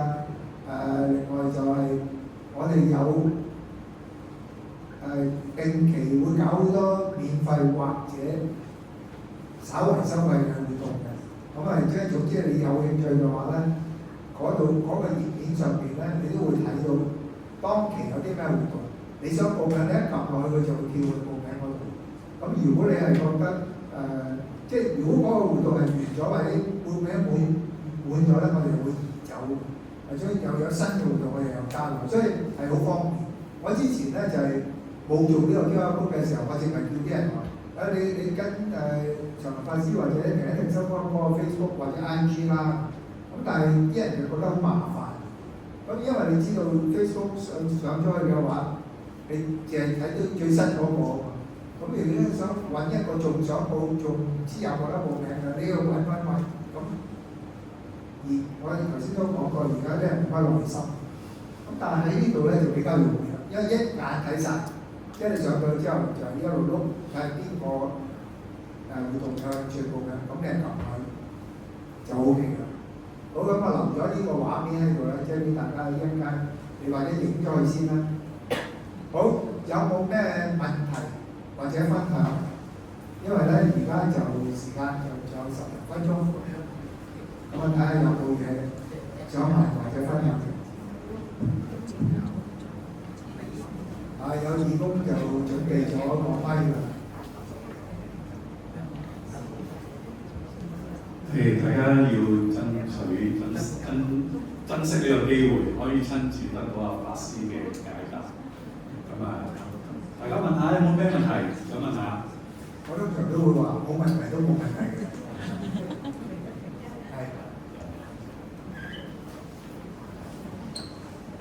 我想問下咧，即係我做呢個啦，但係我聽我哋有一次就話我短翻我短嘅，咁我最初我都唔知要練幾耐，咁但係我而家就即係聽到呢句之後，我就原來短都可以嘅，我就2-3分鐘就搞掂，咁就覺得瞓覺好咗啲，即係我係好難做嗰啲嘅，咁我分享咗呢個俾大家，就係做呢一個可以令到你入睡好啲。咁另外，我想即係我有一個少少問題，即係我覺得我到你而家呢一刻咧，我唔中意俾人話嘅，即係我覺得人哋話我已經乜嘢都放下咗，我已經覺得我冇乜嘢，冇乜所求做。但我如果聽到人哋話我咧，即係話我唔啱，我就會好嬲嘅，唔知點解，我想解決我呢個心態。呢個咧係因為你仲有個我喺度。當然你冇可能話你無我啦，話咁你即係咁離地嘅你講啲嘢，咁其實個 concept 都係一樣嘅，即係嗰個做法都係話唔好將自己嘅諗法擺到咁錯，因為人哋話你咧，你就覺得咦逆行無曬出現喎，呢種咁樣話下嚟，其實就係好輕騎嘅啫嘛。咁如果你都嬲嘅話咧，其實係好唔抵嘅。因為可能佢真係想俾啲建議你，想幫你，但係可能佢用嗰個方法係唔係話一個對你嚟講係好適合嘅方法。咁但係如果你嗰下嬲唔接受嘅話，其實可能就嘥咗一次令自己進步嘅機會。咁所以咧就喺下次你一聽到人哋講嘅一啲嘢，你開始一想嬲嘅就想嬲嘅時候，你已經即刻睇聽。然後去翻個呼吸嗰度，其實就可以將嗰個情緒釋放咗。呢個係需要一啲時間去練。咁正如你話呢個夜晚即係練習完之後好瞓啲啦，其實係有科學根據。因為咧，我哋平時瞓覺之前係做乜嘅？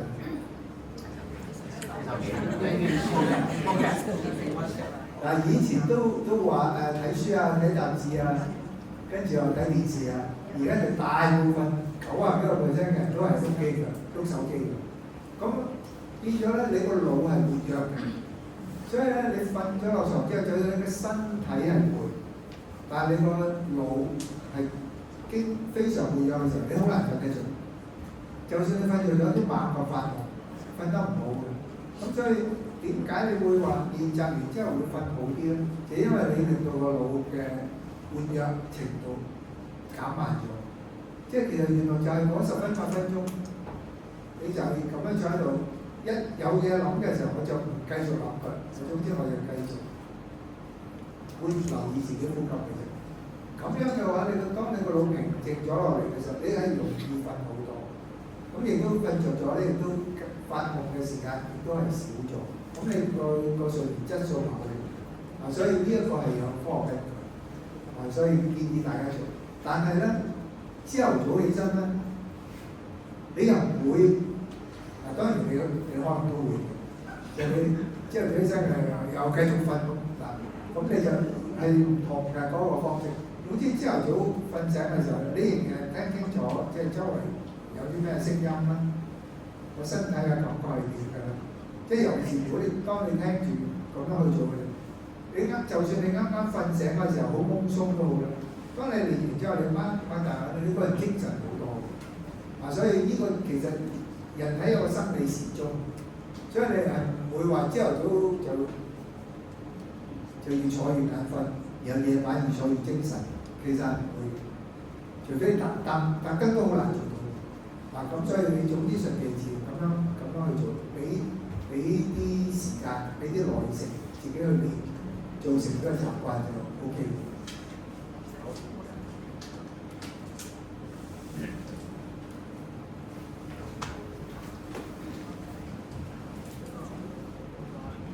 常法師，我想問下咧，即係我哋可能係義工界嘅朋友啦。咁頭先聽咗你咁多分享就話，放低個煩惱，放低嗰個執著。咁可唔可以總結翻？如果我哋服務義工心態，有冇一個心態嘅金句到嚟？咁總結翻可能今日嘅事業好。其實頭先都有講過，好簡單嘅就係務求付出，即係話只是付出，不望回報。嘅就係咁簡單。咁你個付出嗰個回報咧，包括話幫人有滿足感，呢個回報都放低埋。因為我希望幫人有滿足感嘅就會係頭先嗰個例子啦。即係我諗住嗰個人又跛又懷孕，我要幫佢爭取一個位翻嚟，佢居然唔領情喎。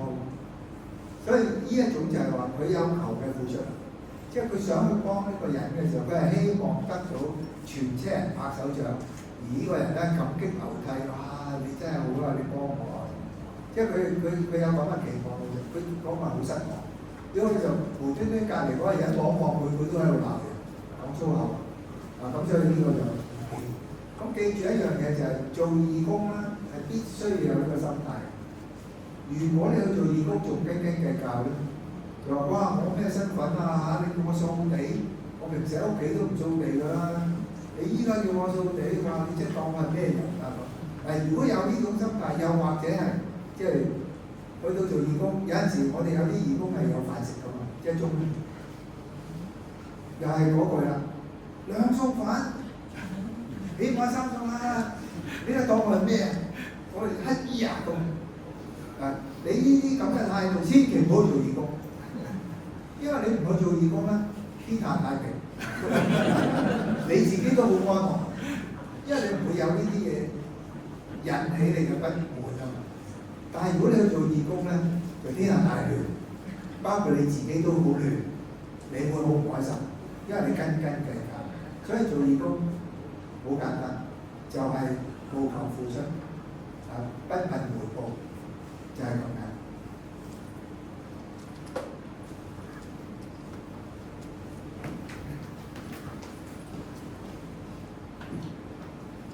法師，頭先你講咗開開嘅嘢就係、做義工嘅時候會一啲受助嘅人或者我要幫人或者人哋幫我個心態啦。但係父母咧，真係唔知點解轉唔翻轉頭，點樣可以真係叫做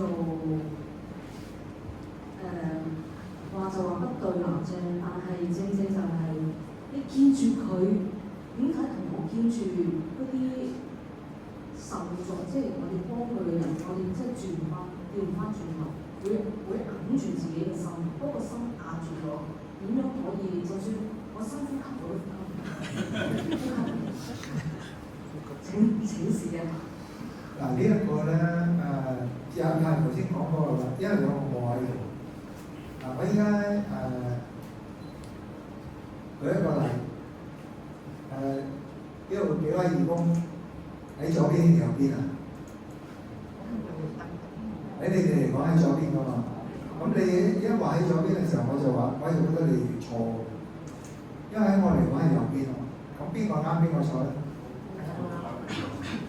咁所以呢個就係啦，即係你要設身處地，即係當我覺得佢哋係100%喺右邊嘅，點解你哋會講左邊？我就要去了解一下，原來喺你嗰個角度真係左邊嘅喎。咁所以咧，即係話呢個咪要透過溝通，就係頭先嗰個4攝法咯，即係你要感同身受先至得。咁當然另外一樣嘢咧就係話傳統即係話嘅父母咧。我哋要自己都要調度一下，我哋有冇呢種心態咧？係會覺得仔女係我擁有，即係甚至話老公老婆都係我擁有，所以咧就應該係要跟我嘅諗法去做先至啱，會有呢啲咁嘅情況，但係事實上唔係噶嘛，我哋冇擁有任何嘢，包括你而家銀包裏面啲錢都唔係你擁有，係不過喺呢段時間你有個使用權，但係你冇擁有權。你使咗出去或者跌咗咧，就唔係話你冇得再擁有，而係你嗰個使用權轉移咗俾第二啲人。其實係咁嘅 concept 咧，你就會容易接受好多。咁當然即係講到最尾都係話一個溝通係好緊要。即係當然喺溝通嘅時候，你就冇話嗱你咁樣就唔啱啦咁，你咁樣咪又係揾交嗌咯。所以你即係。其實有一個方式係好好嘅，即係譬如話媽鬧你，咁你覺得佢鬧得唔啱嘅時候，你就唔好喺嗰一下就，喂你個鬧法唔啱喎，其實件事係咁喎，你唔好唔清楚就係咪都鬧喎？咁樣就算佢知道原來佢搞錯咗咧，佢都你唔得我生得你出，即係又會有好多呢啲咁嘅問題出現。咁你咧就要等佢。即係嗰個火過咗先，即係或者你條氣都好唔順嘅，即係當時，咁你咪唔好講嘢咯。咁有過後，你睇落佢個心情都 OK 喎。咁跟住咧你就話：你飲飲茶啊？將杯茶俾你飲啊！咁佢就咦衰女，梗係有啲嘢啦。咁然後你就話：其實唔係一定要有嘢先將杯茶俾你飲嘅。不過既然你講開，咁咪有樣嘢同你傾下咯。其實咁樣咪即係佢又喺度笑嚟嘅，咁大家開心啦。即係話我其實講嘅意思就係話，製造一啲場合係令到大家融洽溝通到，就唔好用一個指出對方錯處嘅方式，因為喺你覺得對方嘅錯處喺佢嚟講可能係啱，佢覺得。佢係父母，佢就係咁樣。咁亦都我哋都要了解一下。而家有好多人都話：而家一代不如一代，而家啲後生仔不知所謂。咁但係佢唔記得咗，當佢後生嘅時候，佢啲長輩都係覺得佢不知所謂。咁所以呢啲咪就係話，我哋唔好樣嘢都喺度勉強，必須要分對或者錯。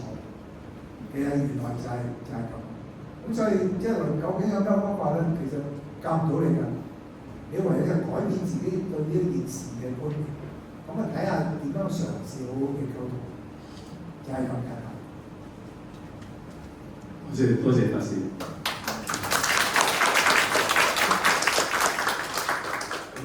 我總結少少啦，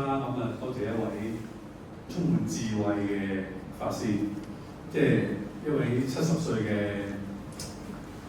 智者，喺我心目中係一個智者啦，已經即係由我嘅偶像變為我心目中嘅智者。咁你見到個法師其實法師上個月生日之後咧，上個月中啦，唔好透露邊日啊，上個月中啦，咁啊法師生日之後就70歲。你有冇見到一位70歲嘅長者想同大家溝通嘅時候係用卡通片？有冇見到一位充滿智慧嘅長者想同大家講嘢嘅時候，佢會用有英文嘅片啦，有普通話嘅片啦，佢會揾一啲知名嘅人士同大家話啲信息俾大家聽。我相信法師即係用咗好多心機去想傳遞佢嘅信息俾大家。咁我希望大家好似我咁，mark 到你自己心目中嘅金句。其實我相信咧，個個人唔同，即係法師搞一場咁嘅講座咧，每個人得到嘅嘢咧係會唔同。但我好肯定話俾大家聽，如果你有 mark 到你心目中嘅金句咧，你一定受用。我就曾經一個受用嘅人，咁我都好多謝法師。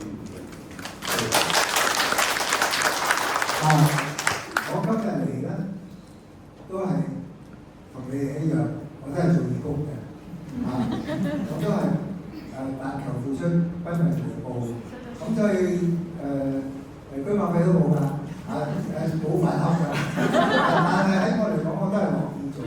即係好老實講，我哋今日呢個 PowerPoint，我係去過唔同嘅地方分享，但係我今日喺今朝，我喺嚟之前，我都重聽整理過。即係因為我就睇下我個對象係啲咩人咧，我就呢個叫見人講人話，見鬼講鬼話，所以呢個其實係溝通，咁呢個好緊要嘅。所以做義工真係你都係要同人溝通，但係就唔係回報，咁就最開心。好，多謝各位。